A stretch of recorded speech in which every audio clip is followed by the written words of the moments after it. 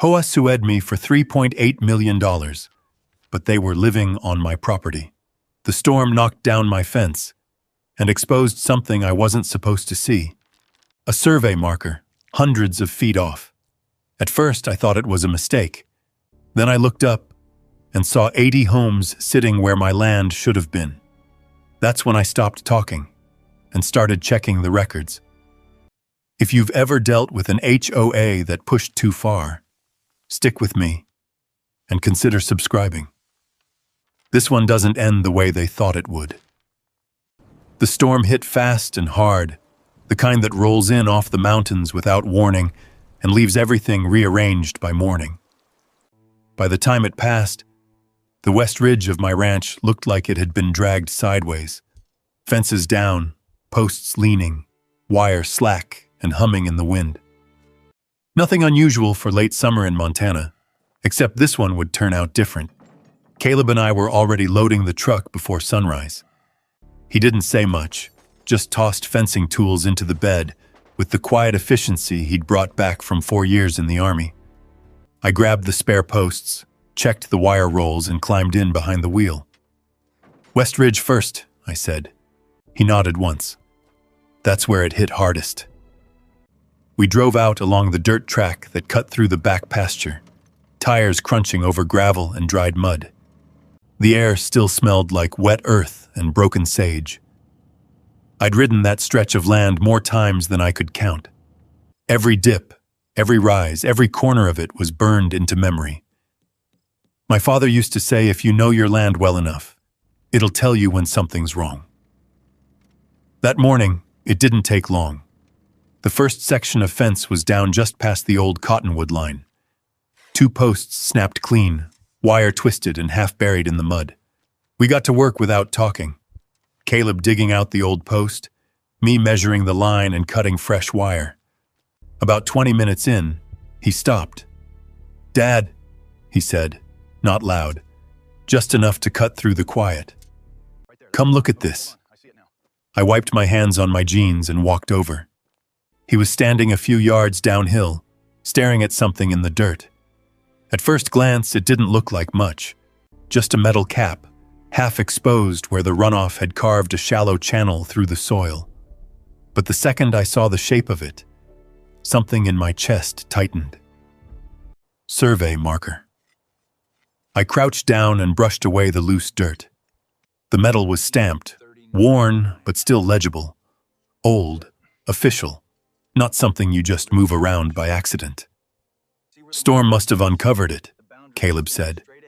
"Yeah," I replied, but my eyes were already tracking the line.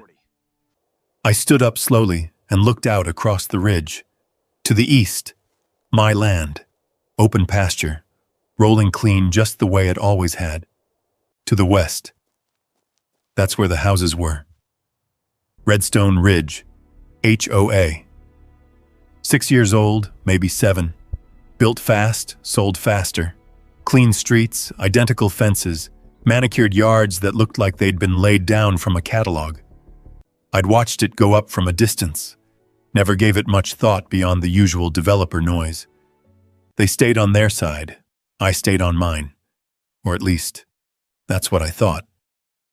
I pulled my phone out and opened the map app. Not because I trusted it more than the land, but because sometimes it helps to confirm what your gut already knows. The coordinates blinked back at me. Then I checked again, and again. Caleb shifted beside me. "Something off?" I didn't answer right away. I walked 20 paces north, sighting along the fence line, then back again, lining up the marker with a point on the ridge I knew without thinking. The bend where my father used to set posts by hand, measuring off nothing but a steel tape and memory. This marker wasn't just off, it was wrong. By a lot. "How far?" Caleb asked. I exhaled slowly. "Couple 100 feet minimum." He looked past me toward the houses. "That doesn't make sense." "No," I said, "it doesn't." I crouched again, pressing my palm into the dirt beside the marker like I could feel the truth through the ground. This wasn't a loose post or a shifted wire. Survey markers don't just wander. They're set with intent, recorded, filed, locked into place by paperwork that outlasts the people who sign it. Which meant one of two things. Either this marker had been set wrong, or everything built beyond it was. I stood up and looked west again. The morning light had started to hit the rooftops, catching off glass windows and painted siding. Lawns trimmed clean. Driveways poured straight. A row of houses sitting quiet like nothing in the world could touch them. I knew that land. I'd ridden cattle across it. Fixed irrigation lines there. Buried my father on a hill not half a mile from where we stood. There wasn't a single stretch of that ridge I didn't recognize. And yet, according to the marker at my feet, it wasn't theirs. "Say it," Caleb said. I didn't take my eyes off the houses. "Either this marker's wrong," I said slowly, "or somebody built a neighborhood where it doesn't belong." The words hung there, heavier than they should have been. Caleb let out a short breath. "You thinking what I'm thinking?" "Yeah. That's not a fence problem." "No," I said. "It's not." I took one last look at the marker, then at the line of homes stretching across the ridge like they'd always been there, like they had a right to be there. But land doesn't work like that. It doesn't care how long something's been standing. It cares what's written down. I turned back toward the truck. "Pack it up." Caleb frowned. "We're not finishing the fence?" "Not yet." "Then what?" I paused with my hand on the door. "We're going to find out who's wrong," I said. "Because if that marker's right..." I glanced back at the houses one more time. "Then that neighborhood's sitting on something it doesn't own." Caleb didn't say anything after that. He just nodded, climbed into the passenger seat, and shut the door. As I started the engine, the ridge felt different.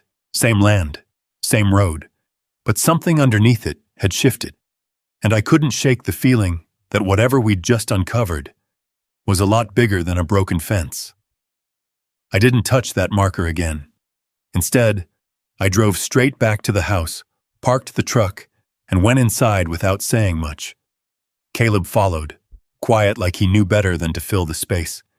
I went straight to the office, pulled open the bottom drawer, and took out the old survey maps my father kept rolled tight with rubber bands that had long since dried out. Paper doesn't lie.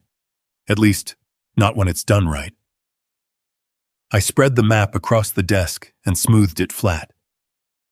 Mercer Ranch.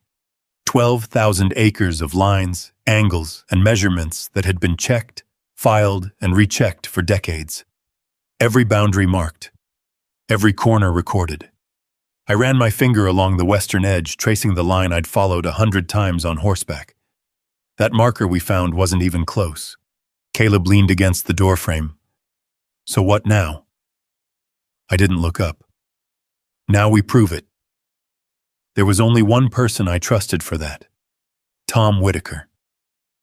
I called him right then, didn't bother with small talk.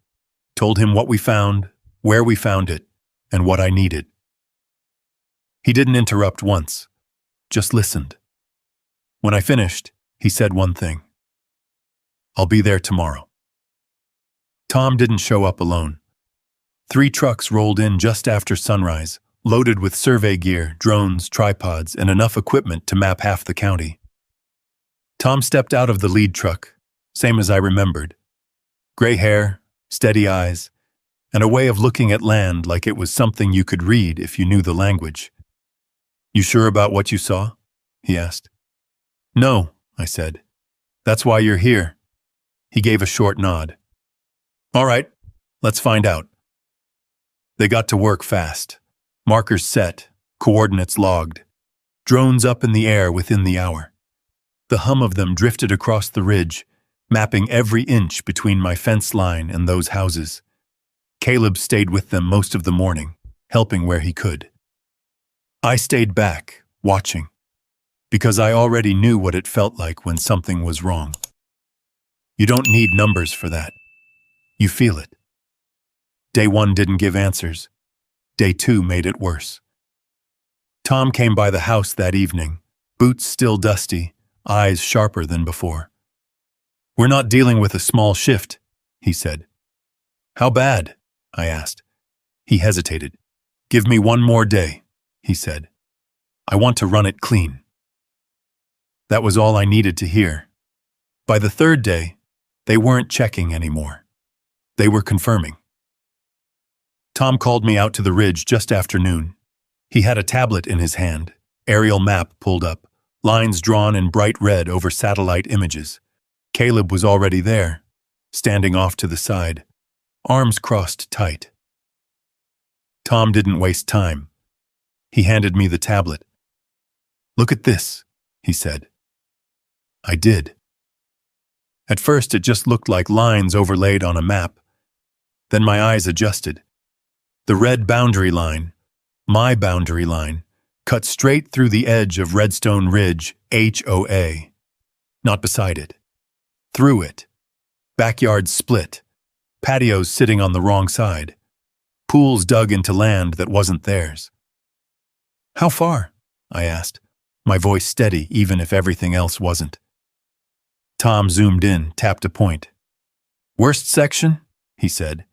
"Just over 300 feet. I kept staring. "That's not a mistake," Caleb said quietly. "No," Tom agreed. "It's not." He tapped again, pulling up measurements, overlays, legal descriptions.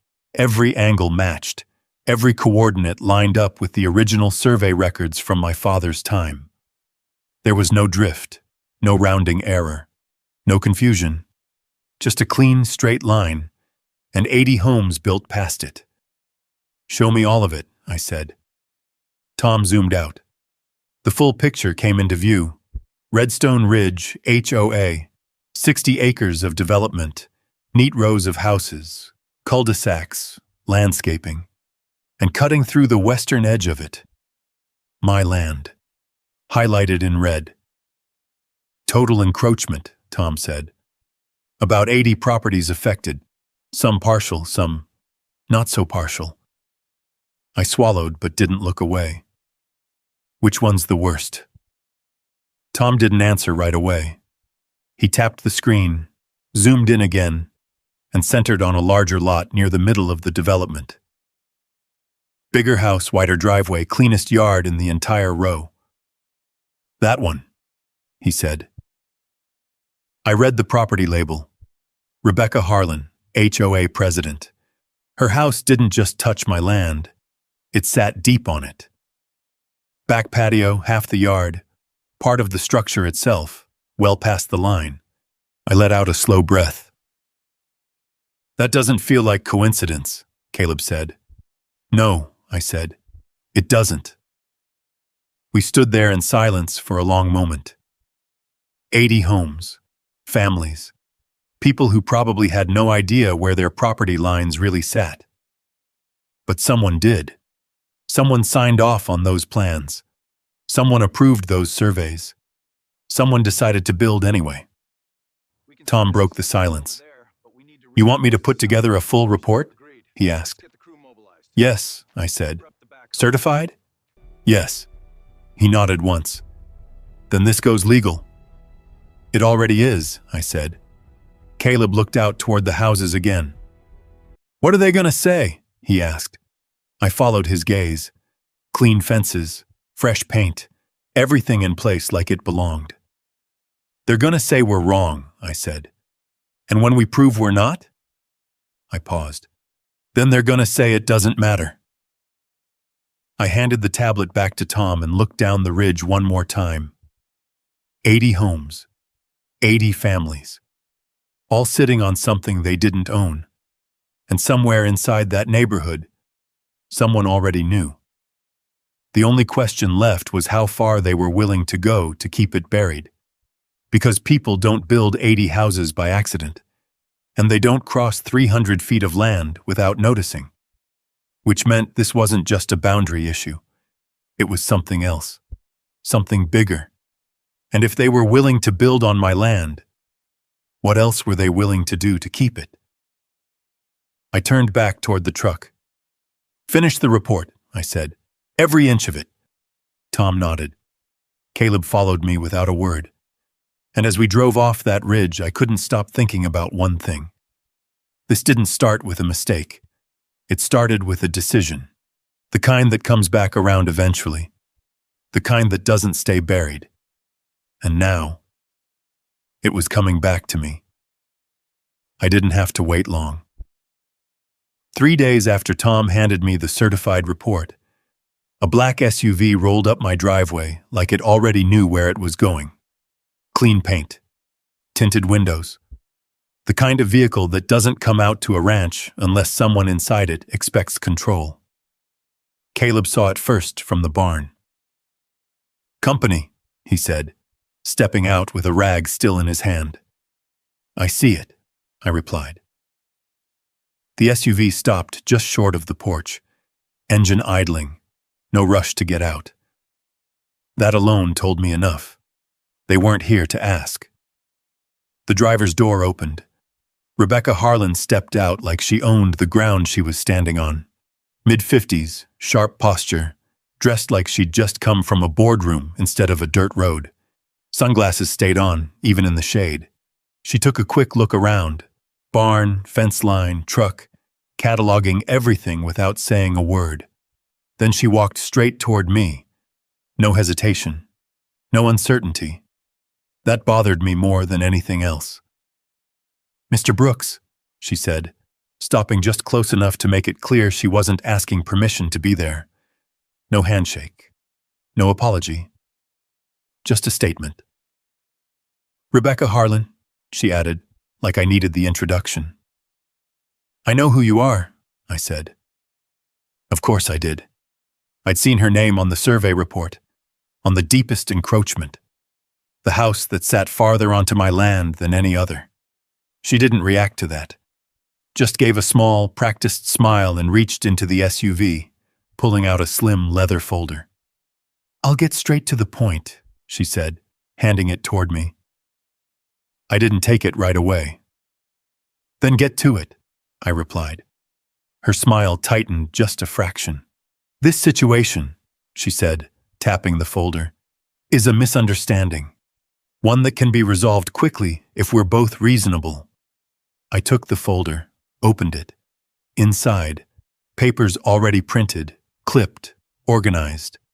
Too organized. Easement agreement. Permanent access rights across my land. Full release of all boundary disputes. Compensation amount listed in bold, $120,000. I read it twice. Not because I didn't understand it, because I wanted to be sure they actually believed this would work. I closed the folder. "That's your solution?" I asked. "It's a fair solution," she said calmly. "It protects the homeowners, maintains property values, and avoids unnecessary legal complications for everyone involved." "For everyone," I repeated. She nodded. 80 homes, she continued. Families, investments. You don't want to disrupt that over a technical discrepancy. Technical. That word landed wrong. "There's nothing technical about 80 houses sitting on my land," I said. Her expression didn't change. "Survey interpretations can vary," she replied smoothly. "We have documentation supporting our position." I held up the folder slightly. "Then why are you here offering this?" That was the first time something flickered in her face. Gone quick. But there. She folded her arms. "Because litigation benefits no one," she said. "And I'd prefer to resolve this cooperatively." I looked past her toward the ridge where those houses sat quiet in the distance, then back at her. "You knew," I said. It wasn't a question. She didn't answer. Didn't deny it either. Just shifted her weight slightly, recalculating. "That's a serious accusation," she said. "So is building on land you don't own," I replied. Caleb stepped closer behind me, not saying anything, just present. Rebecca noticed. Ignored him. Her attention stayed on me. "If we can't come to an agreement," she said, voice tightening just enough to show the edge underneath, "then we'll have to pursue other options." There it was. Not a negotiation. A warning. I handed the folder back. "No," I said. Just that. No explanation. No negotiation. No room. She didn't take it right away. Then she did. Closed it carefully, like the moment hadn't just shifted. "Mr. Brooks," she said, "I don't think you fully understand the position you're putting yourself in." "I understand it fine," I replied. She stepped closer, just enough to lower her voice. 80 homeowners, she said. Legal teams, financial backing, public attention. This won't stay quiet. "I'm not the one who needs it quiet," I said. That landed. She straightened, mask back in place. "Think carefully," she said, "because once this moves forward, it won't be easy to undo." I didn't answer. Didn't need to. She held my gaze for a second longer, then turned and walked back to the SUV. No rush this time. No confidence either. Just calculation. The engine started. Gravel shifted under the tires as she pulled away, heading back toward the road that led straight through my land. Caleb watched until she disappeared. "Well," he said finally, "that felt friendly." I let out a slow breath. "That wasn't an offer," I said. "No," he agreed. "It wasn't." I looked down at the dust her SUV had kicked up, still hanging in the air. "She came too fast," I said. "What do you mean?" "They already knew," I replied. "Before we said a word. Before anything got filed." Caleb frowned. "So what does that mean?" I looked back toward the ridge. "It means this didn't just happen," I said. "It was allowed to happen." "And now?" I paused. "Now they're trying to control how it ends." The certified report went to Claire Whitmore that afternoon. I didn't call Rebecca back. Didn't respond. Didn't warn anyone. Because she was right about one thing. This wasn't going to stay quiet. And if they were willing to come out here, stand on my land, and pretend this was a misunderstanding, then whatever came next wasn't going to be small. It was going to be loud, legal, public, and it was going to test exactly how far they were willing to go to protect what they built. Because people don't show up with paperwork that clean unless they've already planned the fight. The only question left was what kind of fight they were planning to bring, and whether they understood. They just brought it to the wrong place. It took 19 days. That's how long it took for their cooperative solution to turn into a legal attack. The envelope came certified, thick, heavy, official enough that I didn't need to open it to know what it was. Caleb was at the kitchen table when I walked in with it. "That them?" he asked. I nodded once and set it down between us. "Let's see what they think they're doing," I said. I opened it slowly, not out of hesitation, but because I wanted to read every word exactly as they intended it. By page 3, it was already clear. By page 12, it stopped being surprising. $3.8 million. That's what they were asking for. Damages for interference with property use, emotional distress, loss of value, legal costs. And at the center of it all, one claim repeated in different language over and over again. That I was the problem, not the survey, not the developer, not the fact that 80 homes were built across my boundary line. Me. "They're serious," Caleb said, leaning over my shoulder. "Oh, they're serious," I replied, "just not about the right thing." I kept reading. They weren't just defending the land, they were trying to take it. Buried halfway through the filing was a demand for permanent easement rights across my property. Full access, legal recognition, future protection. all wrapped in language that made it sound like it already belonged to them. And then came the part that made me stop. Adverse possession. Caleb saw it at the same time I did. "They're trying to claim it?" he asked. "Yeah," I said. "They are." Adverse possession doesn't protect people who knowingly build on land they don't own. It protects people who make honest mistakes over time, which meant one thing. They weren't just denying the boundary. They were rewriting how it got there. The news picked it up 2 days later. Didn't take long. Local station, then county paper, then online.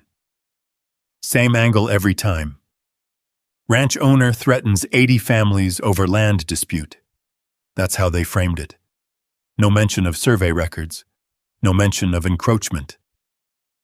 Just me, standing in the way of families. Caleb slammed his phone down on the counter. "This is garbage," he said. "They're flipping it." "They're not flipping it," I said. "They're controlling it." That's what this was. Narrative first, facts later. By the end of the week, it got worse. Neighbors started calling, not close ones. People from town, people who didn't know the land, didn't know the history, just knew what they saw on a screen.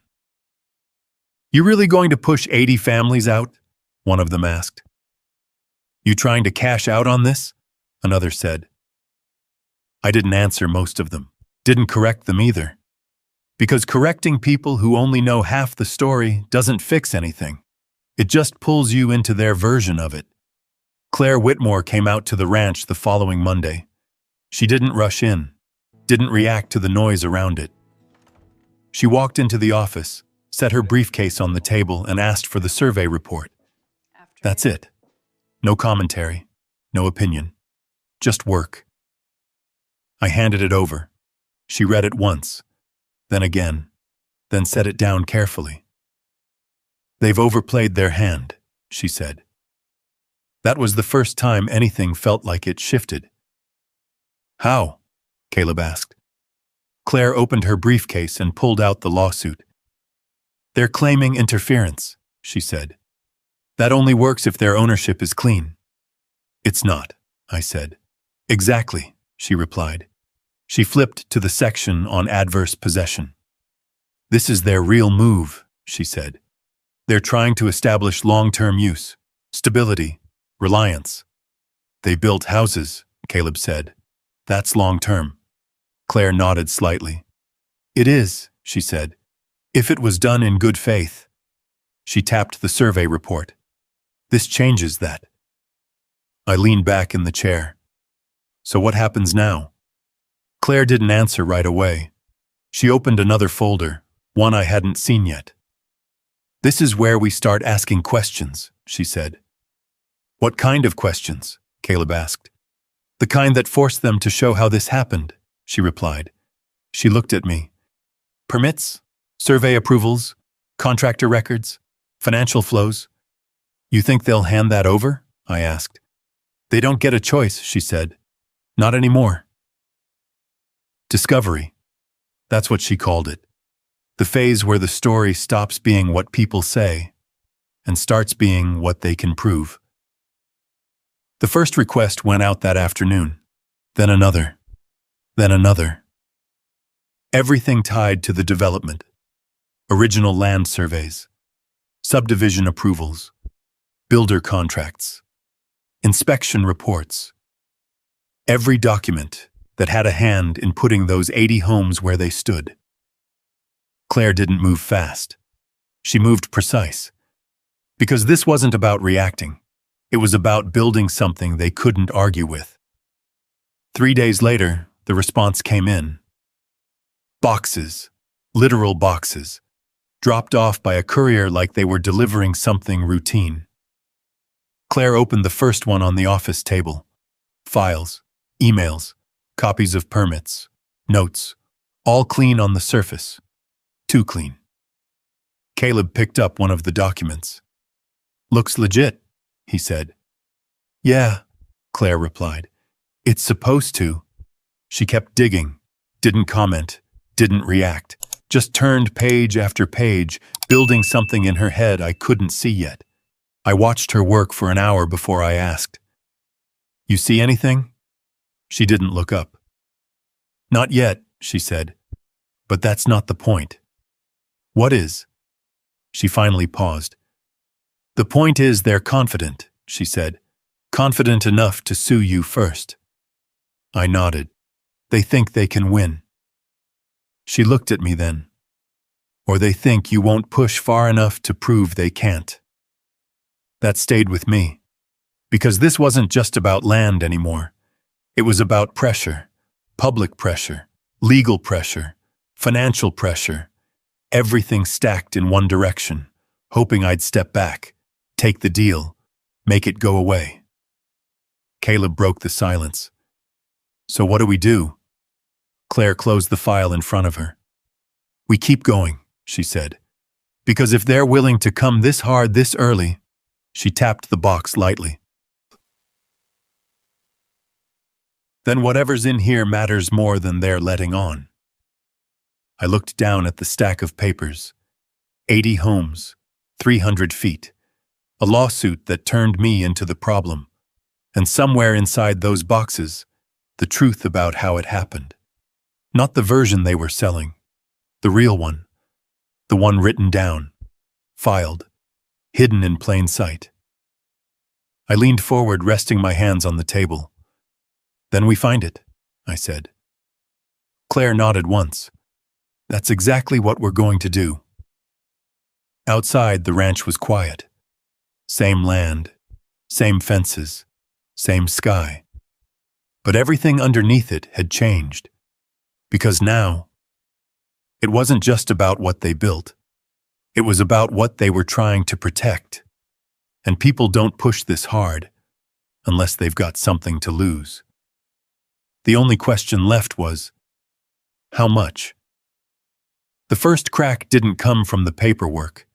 It came from a phone call, late afternoon, unknown number. I almost didn't answer it. "Mr. Brooks?" a woman's voice asked, steady but careful. "Yeah, my name is Evelyn Carter. I used to sit on the Redstone Ridge HOA Finance Committee." I didn't say anything right away. People don't call out of nowhere in the middle of something like this unless they've already made up their mind. "What do you want, Miss Carter?" I asked. "I think you're being lied to," she said, "and I think I can prove it." That got my attention.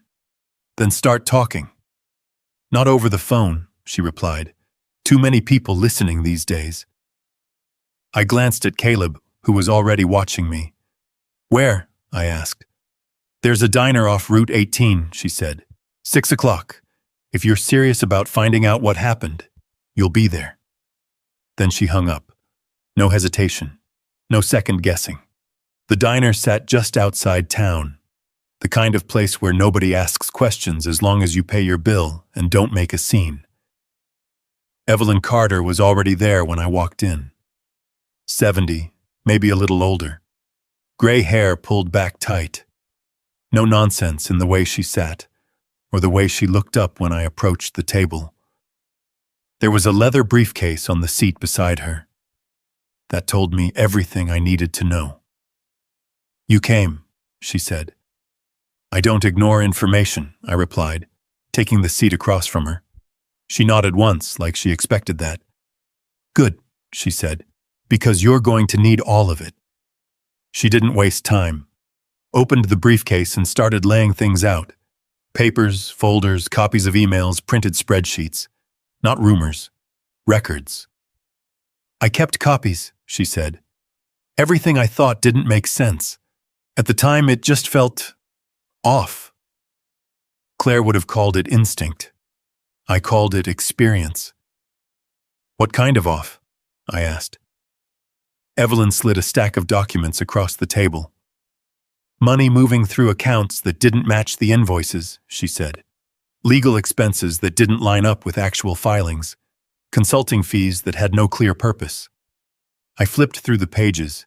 Dates, amounts, transfers, all clean on the surface, until you started lining them up. Caleb leaned in slightly beside me. "This is internal?" he asked. "Yes," Evelyn said. "Board access only." I looked up at her. "Why bring this to me?" She didn't hesitate. "Because I asked questions," she said, "and I was told to stop." That tracked. "By who?"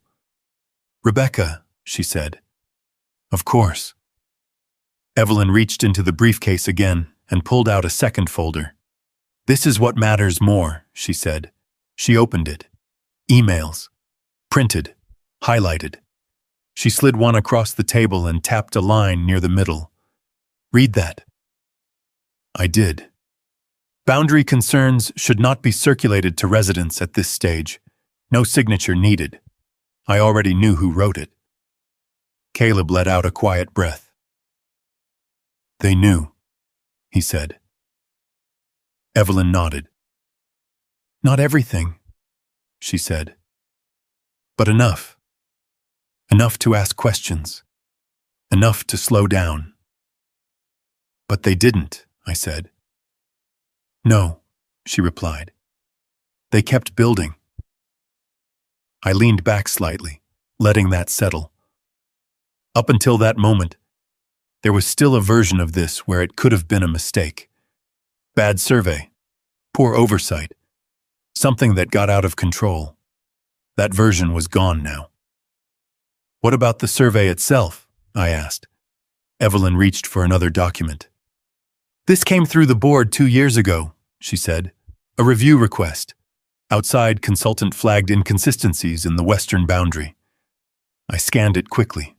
Language careful, technical, but the message underneath it was clear. Something wasn't right. "And Rebecca saw this?" I asked. Evelyn met my eyes. "Yes." That was enough. We sat there for a moment without speaking. The noise of the diner moved around us. Plates, voices, the low hum of conversation. But none of it mattered. Because the story had just changed. This wasn't about land anymore. It was about intent. Evelyn closed the folder slowly. "There's more," she said. "There always is," I replied. She gave a faint, tired smile. "You're right about that." She reached down into the briefcase one more time and pulled out a small flash drive. Set it on the table between us. "Board meetings," she said. "Recorded. Everyone I attended." Caleb raised an eyebrow. "They record those?" "They're supposed to," she said. "Transparency." She paused. "Assuming anyone ever listens to them." I picked up the drive. It didn't look like much, but I knew what it was. Proof. Not opinions, not statements. Actual voices. Actual decisions. "What's on it?" I asked. Evelyn's expression hardened slightly. "The moment they decided not to tell anyone," she said. That landed heavier than anything else she'd shown me, because paper can be explained. Numbers can be argued. But people trap themselves when they talk. I slipped the drive into my pocket. "Why now?" I asked. Evelyn didn't answer right away. She looked down at her hands, then back up at me.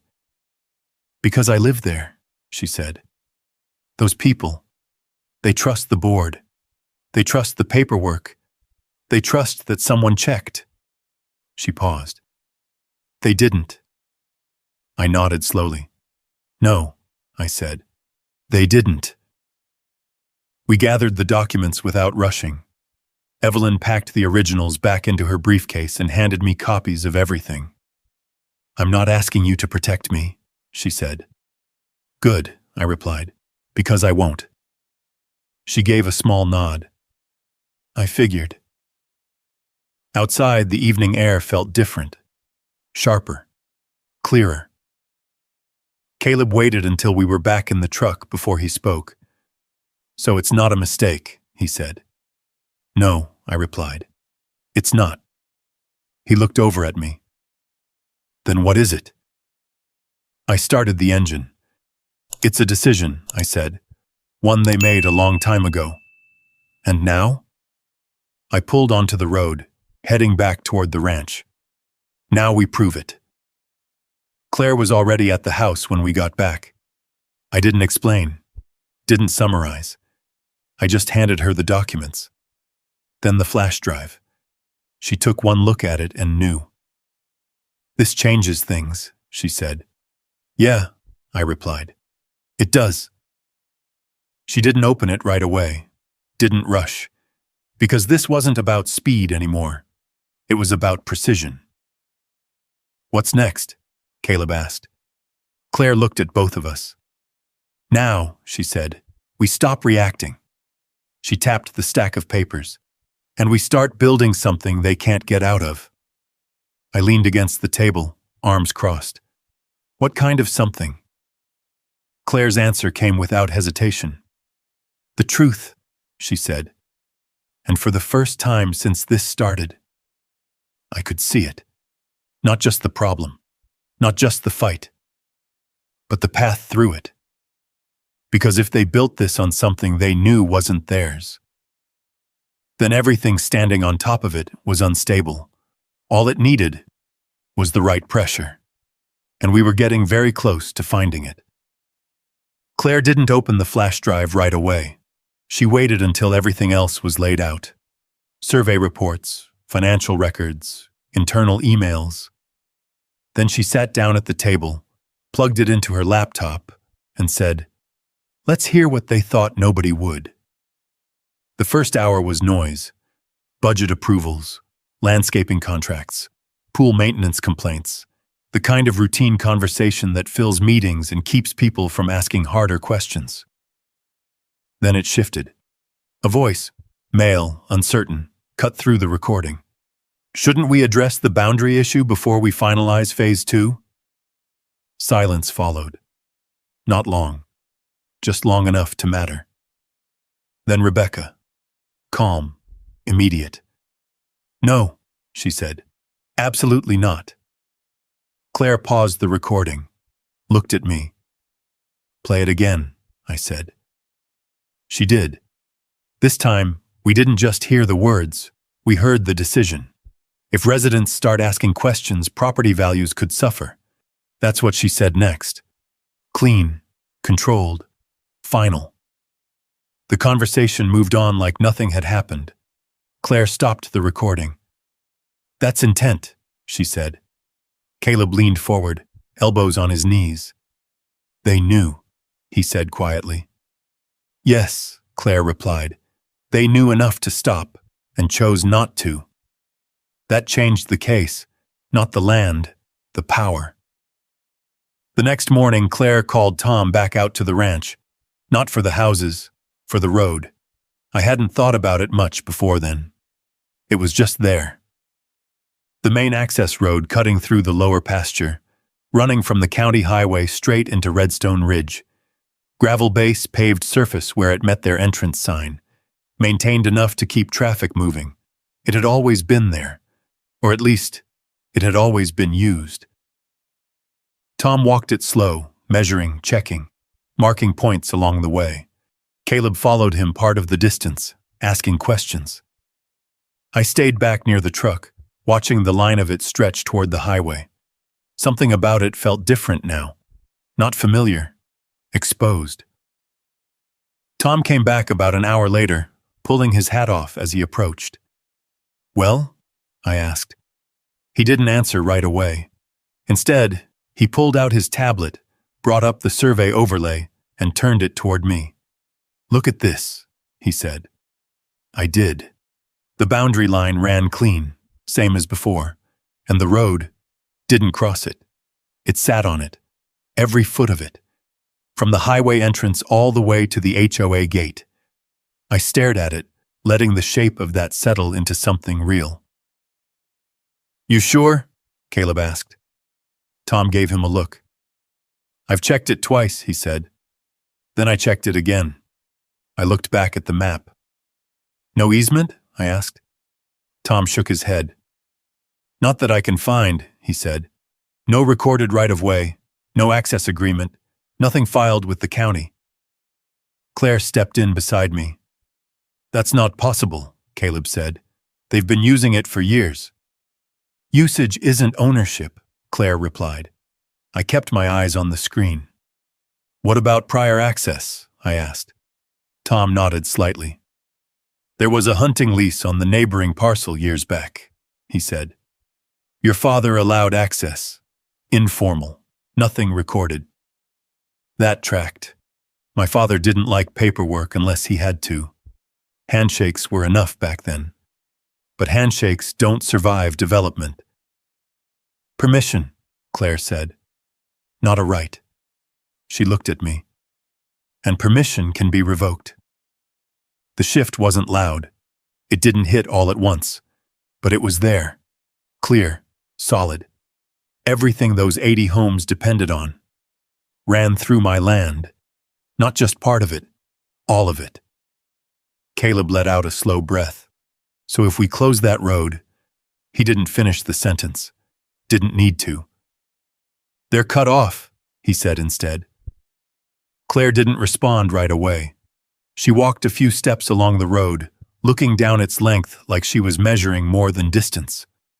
Not cut off, she said finally. Restricted. She turned back to us. There's a difference, and it matters.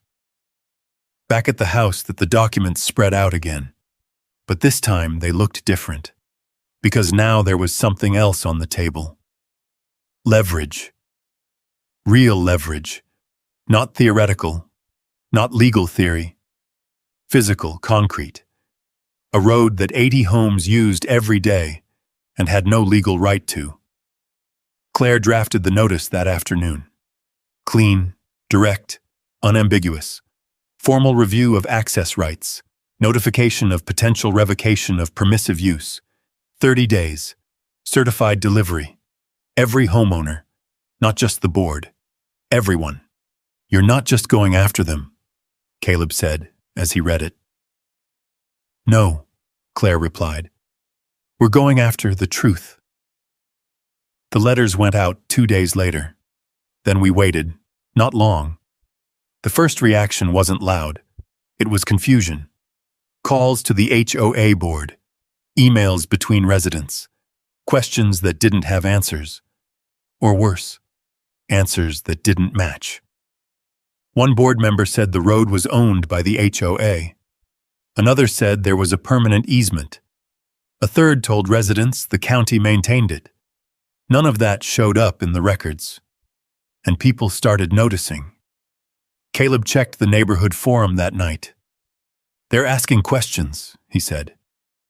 Good, I replied. They're not getting answers. Better. 2 days after the letters went out, the first call came in. Different voice this time. Older. Careful. My name is Margaret, she said. I live in Redstone Ridge. I got your letter. I waited. I just want to know one thing, she continued. Is it true? I didn't soften it. Yes, I said. Silence on the line.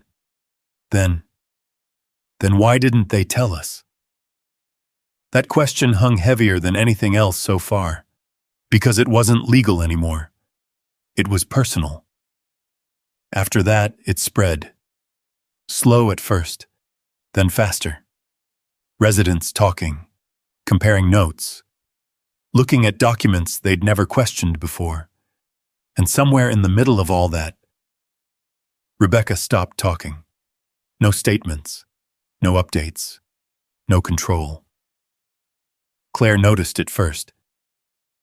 She's pulling back, she said. Why? Caleb asked. Because she doesn't have a clean answer, Claire replied. I leaned back in the chair. Or she's waiting, I said. For what? I looked toward the road. For us to make the next move. He was right about one thing. This wasn't over. Not even close, because finding leverage is one thing. Using it. That's where everything changes. And now, we had something they couldn't ignore. Something they couldn't spin. something that didn't depend on opinion. Just land, just law, just fact. The road wasn't theirs. It never had been. And the moment that truth stopped being quiet, everything built on top of it would have to answer for it. The only question now was, when? Claire didn't rush it. That was the first thing she made clear. Timing matters more than action, she said, standing at the edge of the access road with a notepad in her hand. If we move too early, they argue harm. If we move too late, they build a defense. Caleb kicked a loose rock off the gravel. Feels like we're already late. No, Claire said calmly. We're right where we need to be. Because now the letters had landed. Now the residents were asking questions. Now the board wasn't answering. And most important, now the truth wasn't just in our hands anymore. It was spreading. The next step wasn't loud. It was official. 30 days. That's what the notice gave them. 30 days from certified delivery to respond, clarify, or produce any documentation proving legal access rights. No emotion, no argument, just law. Rebecca Harlan broke her silence on day 6. Not to me, not to Claire, to the residents. Caleb found it first. She posted, he said, turning his phone toward me. Official HOA statement, clean language, controlled tone. Recent claims regarding access road ownership are inaccurate and under legal review. Residents should not be concerned. The board is working with council to resolve this matter. I read it once, then again. She didn't deny it, I said. Caleb nodded. No, she didn't. Claire stepped closer. She can't, she said, because denial becomes evidence when it's wrong. But the statement did something else. It bought her time. And time was the one thing she needed. Because the more time passed, the more she could shape the narrative again. The more she could try to turn it back on us. That's why we don't wait, I said. Claire looked at me. We don't rush, she corrected. I'm not talking about rushing, I replied. I'm talking about finishing it. That afternoon, I made the call. Sheriff Nolan Reeves answered on the second ring. Daniel, he said. Figured you'd be calling. You been hearing about it? I asked. Whole county's hearing about it, he replied. Question is, what are you planning to do? I didn't hedge. I'm planning to close the road, I said. There was a pause on the line. Not surprise. Calculation. You've got the legal ground? He asked. Yes, I said. Survey, no easement, documented permissive use. Another pause. Then we need to do this right, he said. No surprises, no panic.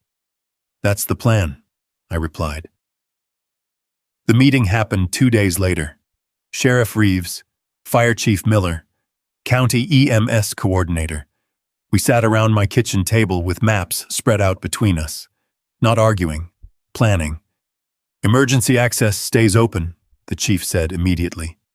Agreed, I replied. We'll need a Knox box at the gate, he continued. Keys for fire, EMS, Sheriff. You'll have them, I said. Sheriff Reeves leaned back in his chair. You're not trying to trap anyone, he said. No, I replied. I'm enforcing what's mine. He nodded slowly. Good, he said. Because the second this looks like retaliation, it gets messy. It's not retaliation, Claire said. It's revocation of permissive access with proper notice. The sheriff gave her a brief look. Then we make sure it stays that way. The gate order went in that same afternoon. 14 feet wide. Steel frame. Reinforced hinges. Caleb reviewed the specs twice before signing off. Make it stronger, he said. The fabricator didn't argue. While the gate was being built, the pressure shifted. Not on us. On them. Residents started calling the county, asking about road ownership. asking about easements, asking questions no one had answers for. And every time they asked, the silence from the board got louder. Rebecca tried to push back, not publicly, quietly. Sheriff Reeves got the first call. "She's claiming harassment," he told me later, standing out by the fence line. "Says you're intimidating residents." I looked at him. "You believe that?" He shook his head. "No," he said, "but she's building a record." Claire heard that and nodded. "Of course she is," she said. "If she can't win on facts, she'll try to win on optics." The second attempt came through a contractor. Claimed that Caleb had threatened a worker near the boundary line. Didn't hold up, didn't stick, but it told us something. "She's getting desperate," Caleb said. "No," I replied. "She's running out of options." 3 weeks before the closure date, the gate arrived. Flatbed delivery. Steel catching the light like it didn't belong on a ranch road. Caleb walked around it once, then again. "Yeah," he said quietly. "That'll do it." We didn't install it right away. We waited, because timing still mattered. Final notices went out 10 days before. Clear language, exact date, exact time. Revocation of permissive use effective upon recording. No ambiguity, no room to argue later. That's when the neighborhood changed. Not loud, not dramatic. Just different. People stopped waving when they drove past the ridge. Stopped slowing down. Stopped pretending everything was fine. Because now, they knew something was coming. Caleb checked the forum again one night. "They don't think we'll do it," he said. I didn't look up from the paperwork. "No," I said. "They don't." "Even after everything?" I finally looked at him. "People believe what's easier," I said, "not what's true." The night before installation, we stood at the entrance road. Gate laid out beside the posts. Tools ready, concrete set, everything measured, everything prepared. Caleb rested his hand on the steel frame. "You think she believes it now?" he asked.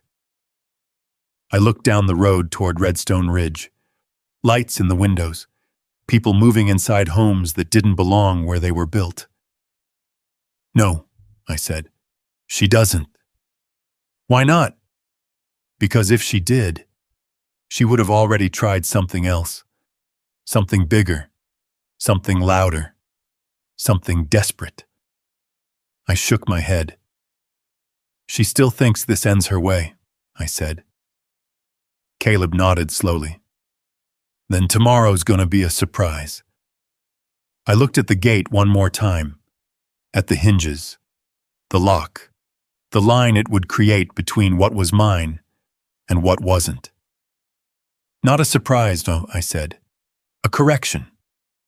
Because this wasn't about anger, or revenge, or making a point. This was about something simpler than that. Something older. Something written down long before any of those houses were built. Ownership. And in a few hours, they were going to learn exactly what that meant. I was up before the alarm. Didn't need it. Some things don't let you sleep through them. By 5 a.m., Caleb was already in the yard, checking the trailer, running his hand along the steel gate like he was confirming it was still real. Tools laid out, bolts organized, everything in place. No wasted movement, no second guessing. We loaded up in silence. The drive down to the entrance road didn't take long, but it felt different than every other time I'd taken it. Same path, same land, but this time, we weren't passing through it. We were changing it. Sheriff Nolan Reeves was already there when we arrived. 2 deputies with him, parked off to the side, coffee cups in hand. Calm. No urgency. Just presence. That mattered. Fire Chief Miller pulled in a few minutes later, followed by a county EMS unit. Not responding. Preparing. Claire showed up last, briefcase in hand, like she always did when things mattered most. "You ready?" she asked. "Yes," I said. She gave a small nod. "Then let's do it right." The posts had been set days earlier, concrete cured, measurements double-checked. All that was left was the gate. Caleb backed the trailer into position while I guided him in. The steel frame shifted as we lowered it, weight settling into place with a dull, final sound. Bolts went in next, tightened one by one. No rushing, no mistakes. Sheriff Reeves watched the whole thing without saying much, just making sure it stayed what it was supposed to be. Legal. At 5:57 a.m., the gate stood upright. Closed, but not locked. Not yet. Claire stepped forward, flipping open her briefcase and pulling out the final document.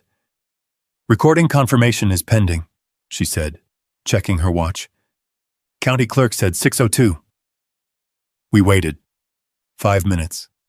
Didn't feel long. Didn't feel short either. Just enough time for everything to settle into what it was about to become. At exactly 6:02, Claire's phone buzzed. She checked it once, then looked at me. "It's recorded," she said. That was it.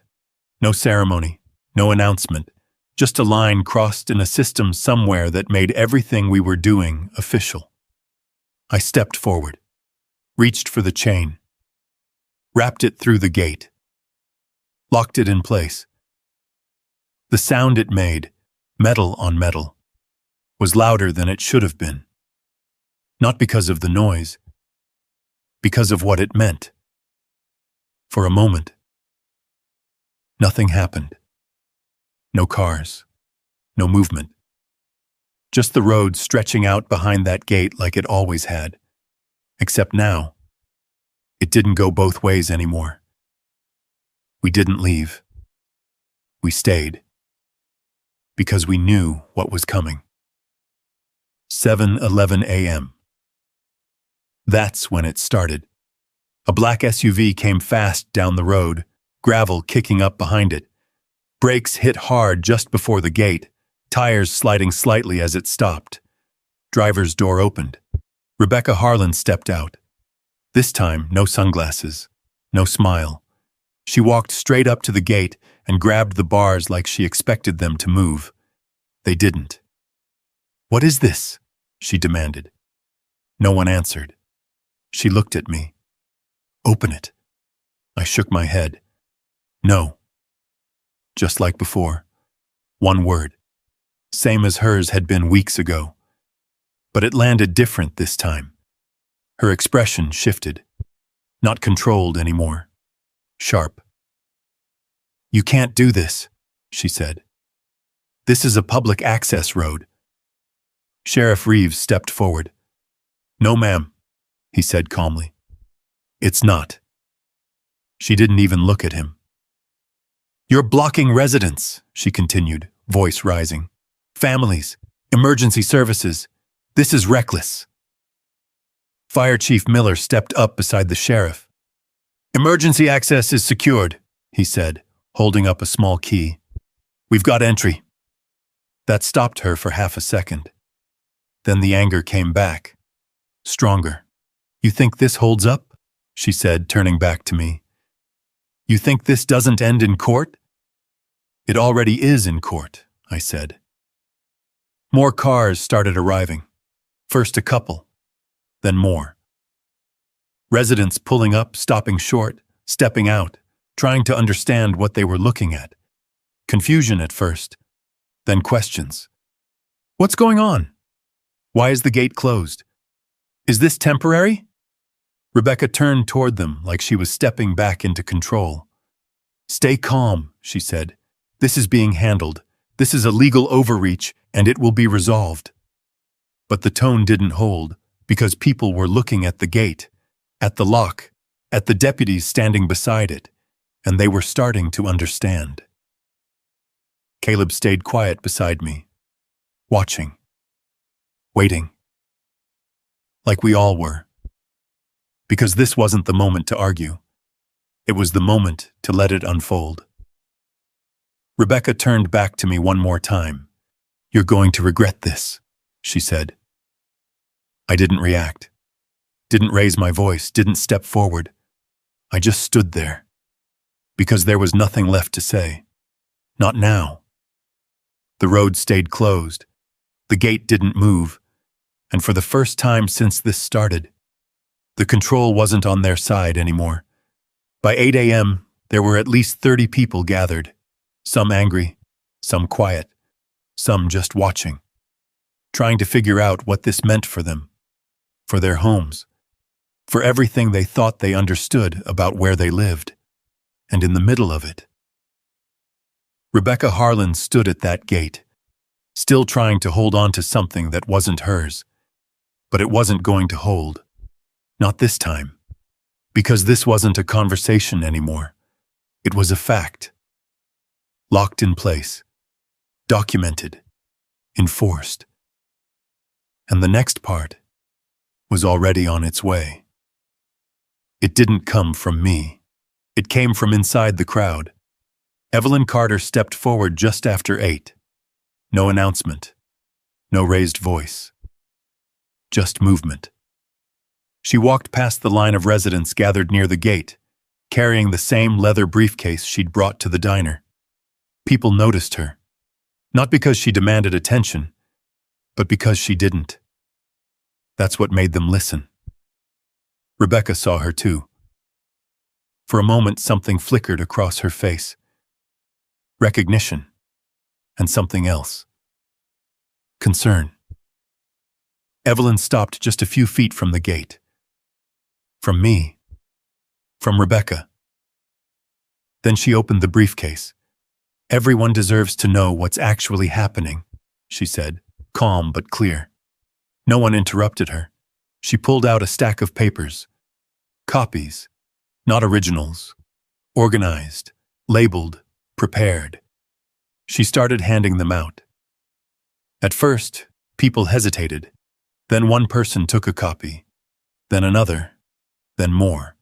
And within seconds, they were reading.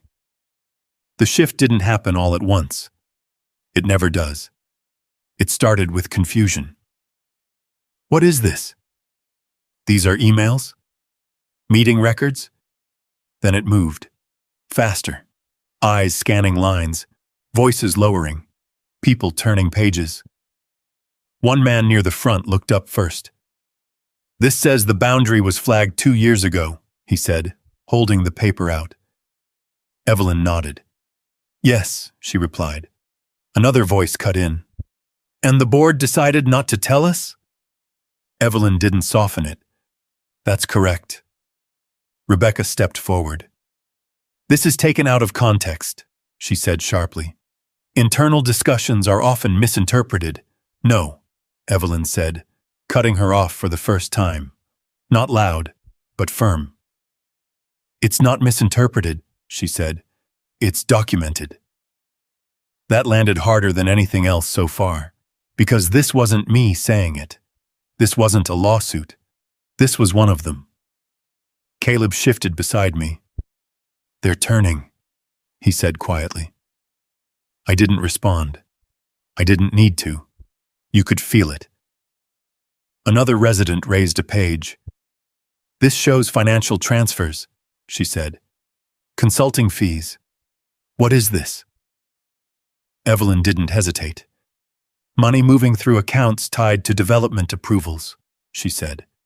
"Not disclosed to residents." The murmuring got louder. Not shouting.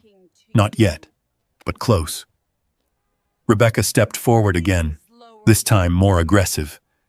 "These documents are incomplete," she said. "They don't represent the full picture." "Then show it," someone from the crowd said. That stopped her. Not the question, the direction of it. Because for the first time, they weren't looking at me. They were looking at her. Evelyn reached into her briefcase again, pulled out a second set. "This is from recorded board meetings," she said. She held up a printed transcript. "Direct statements, not summaries." She handed them out the same way. Quiet, steady, unavoidable. A man near the back read aloud. If residents start asking questions, property values could suffer. He looked up. Who said this? Evelyn didn't answer. She didn't have to. Everyone already knew. Rebecca's composure cracked. Just slightly, but enough. This is being manipulated, she said. You're all reacting to partial information. No, another resident said. We're reacting to being lied to. That was it. That was the moment. The shift. Everything changed after that. The tension that had been pointed at me moved, redirected, refocused, back where it belonged. Caleb let out a slow breath. Didn't expect it to go like this, he said. I did, I replied, because truth doesn't need volume. It just needs space. Rebecca tried one more time. You don't understand the legal implications of what you're doing, she said, turning toward me again. This is still under review. You're escalating. No, I said. She stopped. I didn't raise my voice, didn't step forward. I just met her eyes. You escalated this, I said, a long time ago. Before she could respond, the sound of engines cut through the air. Different this time. Not residents, not local. 3 black SUVs pulled up near the edge of the road. Doors opened. Men and women stepped out. Dark jackets, badges visible. Not county, not local. The crowd went quiet, completely, like someone had turned the sound off. One of the agents walked forward, scanning faces until he found her. Rebecca Harlan?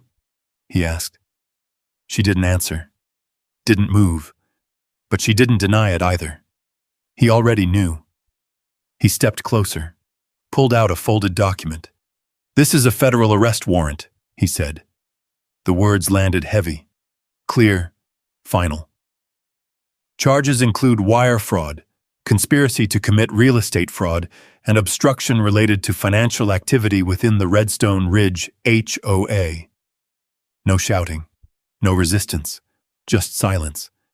Rebecca looked around, at the residents, at the papers in their hands, at the gate behind her, at me. For the first time since this started, she didn't have control of anything. No one stepped forward to defend her. No one interrupted. Because by then, they had already seen enough.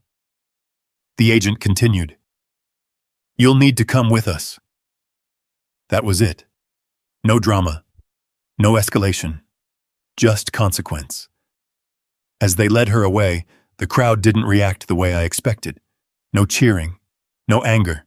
Just stillness. Because what they were looking at wasn't just an arrest. It was the end of something they thought was stable. Sheriff Reeves's radio crackled. He listened for a moment, then looked over at me. They picked up Pierce, he said quietly. The developer. Different state.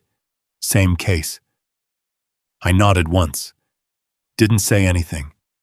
Because there was nothing left to say. The crowd began to shift slowly. People folding papers. Looking at each other. Not sure what came next. Evelyn closed her briefcase. Walked past me without stopping. But as she passed, she said one thing. You did the right thing. I didn't answer. I just watched as she disappeared back into the crowd. Caleb looked at me. That's it? He asked. I shook my head. No, I said. That's just the part they couldn't hide. Behind us, the gate stayed closed. The road stayed locked. The line held. Because the truth had finally caught up. Not through force, not through noise, but through something stronger. Proof. And once that's out, there's no putting it back. The noise died down faster than I expected. Not because people stopped caring, because they started thinking. That kind of silence, after everything breaks open, is different. It's not empty. It's heavy. People holding papers, rereading the same lines, realizing something they trusted had been wrong the whole time. The gate stayed closed. No one tried to force it. No one argued anymore. Because by then, the argument was over. The lawsuit didn't last much longer. Claire called it the moment the federal charges became part of the record. They can't maintain a civil claim built on fraudulent foundations, she said, setting the updated filings on my desk. Not without exposing themselves further. Within 2 weeks, the tone changed. Their attorneys stopped pushing, stopped sending aggressive motions, stopped trying to control the pace. Then came the withdrawal. Not loud, not public, just a filing that quietly removed everything they'd thrown at me. $3.8 million. Gone. Adverse possession. Gone. Access rights. Gone, like it had never been there at all. Caleb read through the notice twice. "That's it?" he asked. "That's it," I said. He leaned back in his chair. "All that noise and they just walk away?" I shook my head. "They didn't walk away," I said. "They got pushed out of it. Because once the truth shows up, there's no version of the story left to hide behind." What surprised me wasn't the legal side. That part was predictable once the facts lined up. What surprised me was the people. The calls started again. Different this time. Not accusations, questions, then conversations, then something closer to understanding. The first one who came out to the ranch in person was Evelyn. Same briefcase, same steady look. But this time she didn't bring documents. She just stood on the porch and said, "They're ready to talk." "About what?" I asked. She gave a small, tired smile. "About fixing it." It didn't happen overnight. Didn't happen clean, but it happened. Meetings started a week later. Not with the old board. Most of them were gone by then. Resignations, legal exposure, people stepping away before they were pushed. What was left were residents, people who had bought homes, trusted paperwork, built lives on something they didn't know was wrong. We sat down at the same table where everything had started. Maps out. Documents in place, Claire leading the conversation. No threats, no pressure, just terms. "They need access," Caleb said. "They do," I agreed. "And we're not cutting them off," Claire added. "We're defining it." That was the difference. Before, it had been assumed. Now, it was written. The agreement took months. Not because it was complicated, because it had to be right. Every detail, every boundary, every responsibility. When it was done, it looked like this: a formal easement across the road. Limited, defined, protected. Maintenance shared. Fees structured. Clear legal acknowledgement of ownership. Mine, not theirs. The day it was signed, there wasn't any celebration. Just signatures, witnesses. Paperwork filed the way it should have been from the beginning. 46 days after the gate closed, I unlocked it. Caleb stood beside me. Sheriff Reeves leaned against his truck, watching without saying anything. Evelyn was there too, standing just off to the side. I took the key out of my pocket, felt the weight of it for a second, then slid it into the lock, turned it. The click was quieter this time, not final, just done. The chain came off. The gate swung open slowly, metal moving against hinges that had held exactly as long as they needed to. The first car didn't rush through. It didn't have to. It rolled forward steady. Driver's window came down. Evelyn. She looked at me and gave a small nod. "Morning, Daniel." "Morning," I said. Then she drove through.